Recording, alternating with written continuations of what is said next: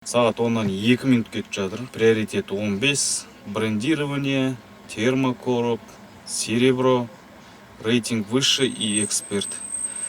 Линияға шығайық, көрейік қалай болатын. Бонусы по городу деген. Қазір мынау минималка 1600 болып тұр. Термосумкасы бар 11-ге дейін.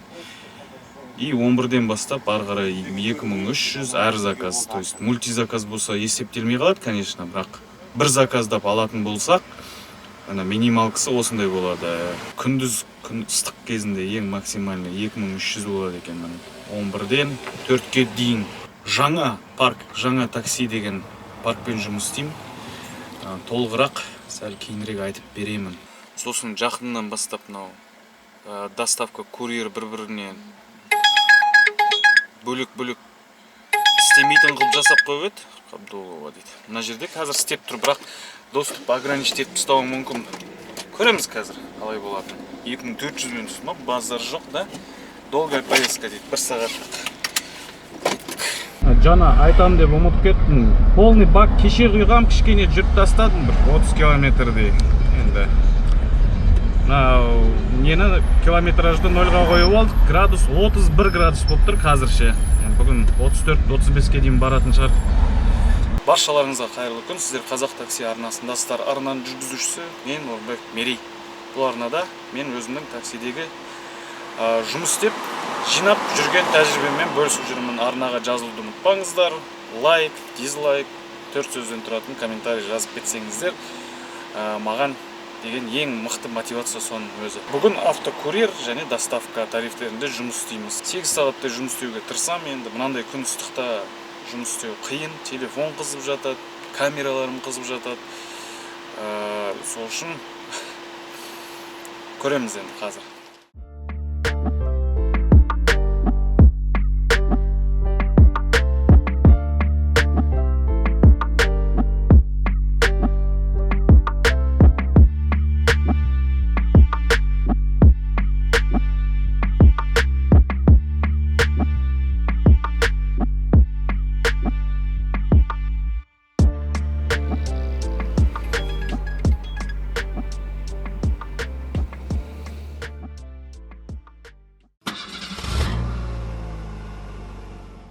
Бүкіл пробканың бәрін жинап келе жатырмын. Жаңа айтқанымдай, доступ временно ограничен доставкаға курьерді қоспай линияға шығып кеткен үшін қанша уақыт екені де көрсетілмеген, білмей тұрмын енді. Статус обновляется дейді. Қосылғанша курьермен жүре тұрамыз. Дәл 15 минут жүреміз деп көрсетіп тұр. Уже 51 минут болды жолда. Рыскулова, Кудеринаны мостын жауып тастапты. Бұлшық пробка болып жатыр ана жерде. Сұмдық. Жұмыс күні қалай жауып тастайды, мен түсінбеймін. Среда. Жұмыс күні. Алғанда мост жауып тастай салған ғой. Жаңағы тапсырысты аяқтадым. В общем, 1 сағат 20 минут кетті ғой. Подачасы, жолы. Именно аяқтадық. Комиссиядан бөлек қалғаны 4439 теңге. И жаңа парк жайлы айтам дегенім. Мына қараңыздар. Жаңа парктың комиссиясы 2%. 109 теңге алынды. Яндекстің өзінің комиссиясы 16-та 8. То есть 18% қана ұстайтын болады ғой. В общем, сізде 18-19, 20-ға жетпейді. Тексерілген жаңағы Такси Про арқылы шығарасыздар ақшаны.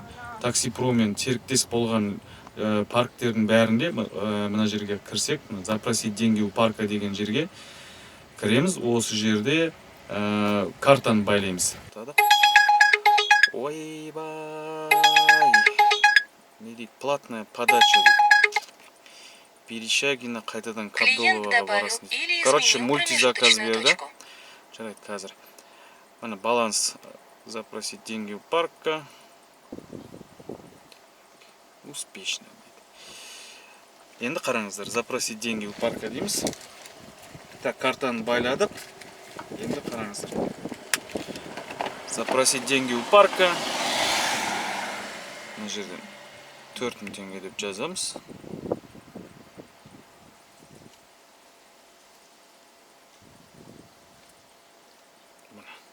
Картаны таңдадық. Отправить запрос.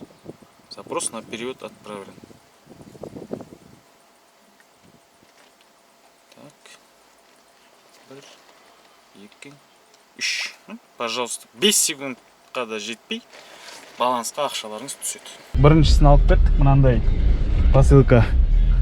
Қазір екінші адреске бара жатырмын.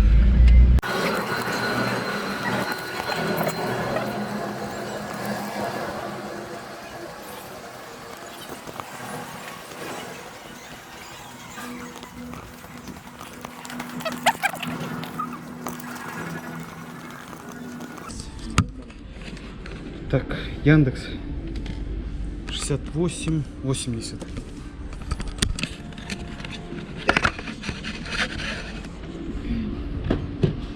Так, выйду я? Нет.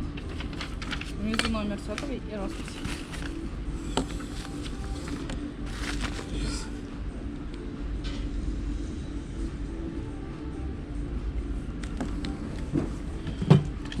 Администратор Бакыргуль Кулевичный Касу.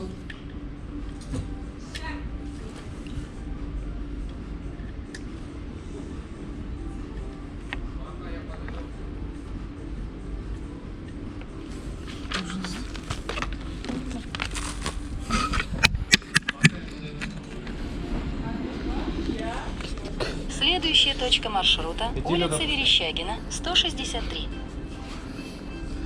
Вообще 2600 теңге дейді, что-то слабо. Екінші мультизаказ болып келді ғой, екінші заказды бітірдім. Комиссиядан бөлек маған қалып отқаны 2109 теңге. Енді бірталай жер, мынау 1 сағаттан астам уақыт кетті. Курьерка осы ғой.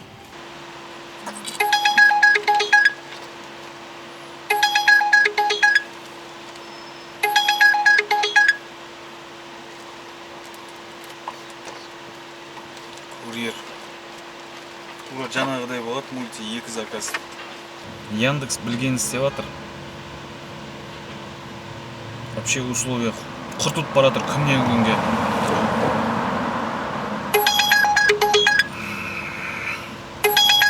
Форум фикс деген жер ғой деймін.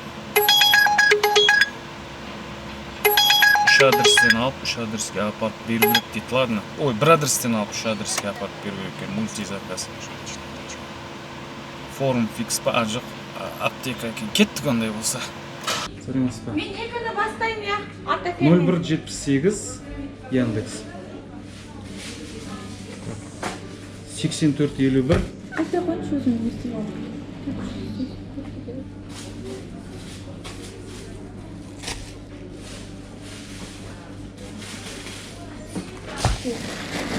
Анда қыстық ма? Да.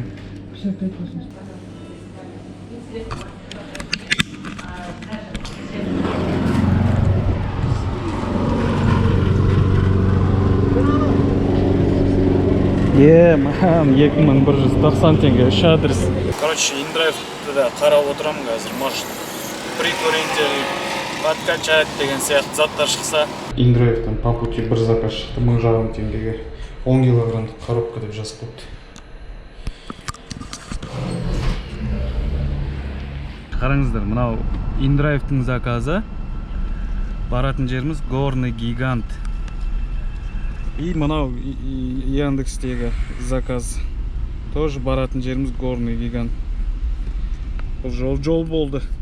Енді мынау заказ индрайв болмаған кезде бар ғой, ё-мае. Қарсаңыздаршы, не мынау заказ? 2190 теңге. 3 адреске, қалған бір шетінен екінші шетке келді.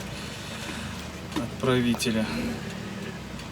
Ол бағаны қоятын ол да емес. Жаман баға қойын десең. Мен, короче, түскі асымды ішіп алатын болдым. Содан кейін ары қарай жалғастырамыз.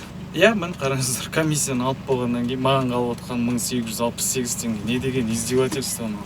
Мынандай күн ыстықта наоборот адамдар көп емес жұмыс істейтін. Жану керек қой. Баға деген ұру керек. Түскі ас 2130 теңге. Пельмень, 2 қара нан, 1 салат, 2 компот, короче. Осындай пельменді де сәніп қаласың арасында.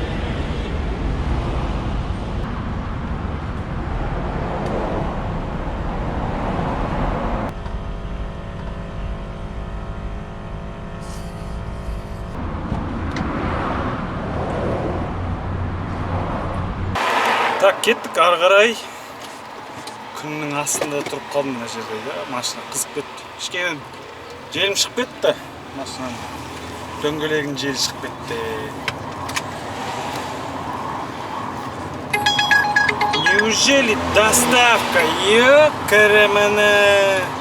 Кеттік. Мынандай заказ документтер. Баратын жеріміз 5 минуттық жер. 1850 теңге. Кеттік. Тұрғыға қарасаңыздар, терлеп, футболкаға ап баққан ременіңіз қалып кетті. Для повышения качества обслуживания все разговоры Абонент сбросил звонок. Просто зданияны ғана жазғанда қандай мекеме или қай квартира ештеме жазбаған, звондасам отклонять етіп жатыр. Здравствуйте. Документы передать. Все хорошо.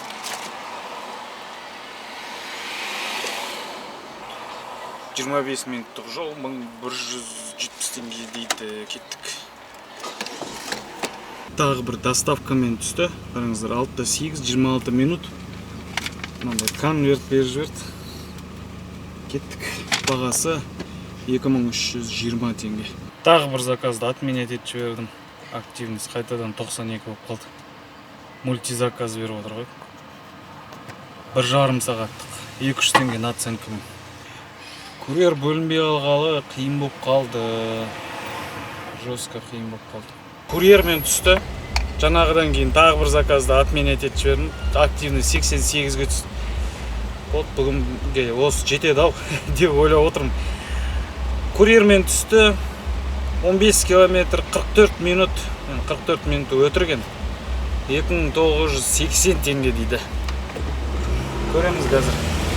Камераларды өшірем. Қой, бірталай жер ғой. По пути адам болса, бір адам болса, хотя бы алып кетейін деп, алдыңғы орындықты бүйтіп тазалап атам ғой, короче. Пробкада тұрғанбыз ғой. Вроде жасыл жанды да. Тормозды жіберем, жаймен газ енді қозғалып бар. Мына жерде тағы бір зат қалды. Бүйтіп қарап алып қойғаным сол біреудің артына бық кіріп кеттім. Қатты кірген жоқ, просто сол жаңағы дыға саласында енді орнынан қозғалып бара жатқан скорость бар ғой, сондай мен дық ете қалып. Ё-моё деп шығып қарасам, анау кісінің арты уже соғылған екен. Мен сияқты бітішті емес, бірақ уже көрініп тұрды андай, мынандай код ұстары. А мен болсам тек қана номердің несі ғана тиді, дым болған жоқ, по идее. Енді что-то не істейміз деп едім. На месте шеше салайық, не дейсің өзің? Карточканы арып көрсетем. Братан, барым мынау деп. Все хорошо деді, 10 000 теңге лақтырып жібердім. Бүгін сонымен минусқа кіріп отырсың ғой жұмыс істеп. Ничего енді, ондай болып тұрады.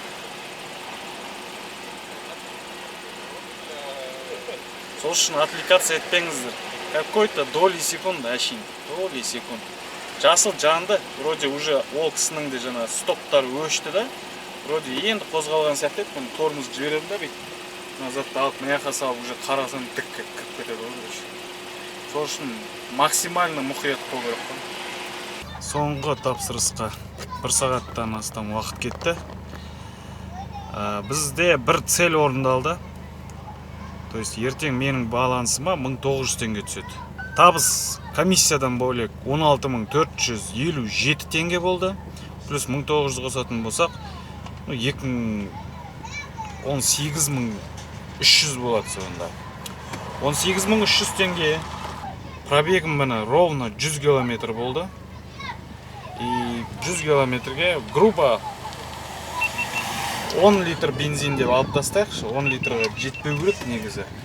И 2050 теңге бензин, 2150 теңге обедім. Сонда 4200 теңге расход болса жаңа 14 000 қалады, 14 000-нен жаңа 10 000 теңге ДТП-ға бергенім бар. Сонымен бүгінгі табысым 4 000 теңге болып тұр. Білмеймін, бүгін еще кішкене, мына заказы недоступны включите автоприем деп тұр, қазір автоприем қоссаң тағы далбасалап кетеді. Бұны енді басқа агрегаторлармен жұмыс істеп жүріп, по делам жасап, ары бері көтеріп аламын, ештеңе етпейді.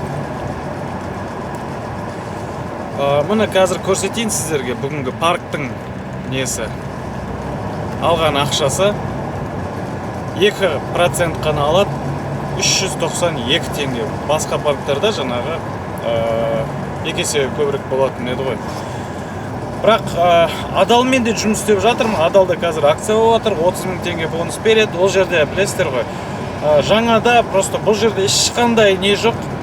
Розыгрыш, анау мынау ештеме жоқ. Техподдержка ғана и жаңағы вывод средств, ақшаны шығаратын моментальный вывод средств қана бар, болды, басқа ешқандай плюсы жоқ. Бірақ көп адам осындай паркпен жұмыс істеймін дегеннен кейін, мен сіздерге іздеп, то есть бұл компанияға, бұл паркке мен өзімнің гарантиямды бере аламын да, ертең күні сіздерді алдап кетпейді, ақшаларыңызды уақытылы шешіп отырасыз, техподдержкасы бар деген сияқты.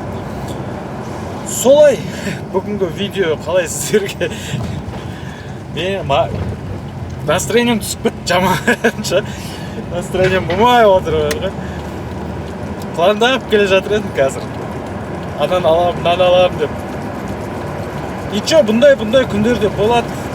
Бәрі идеальный ол көрсете берсем, елдер ойлайды, ой, бере Яндексті рекламдерді етеді, бұл андай ананың адамы, мынаның адамы деп жазатындарыңыз бар ғой араларыңызда. Мұны көріп отырғандарыңыздар, осындай да күндер болады, минусқа кететін күндер. Жарайды, мақұл. Видеоны тағы да лайк басып қоюды ұмытпаңыздар. Соңына дейін көрген адамдарға үлкен рахмет.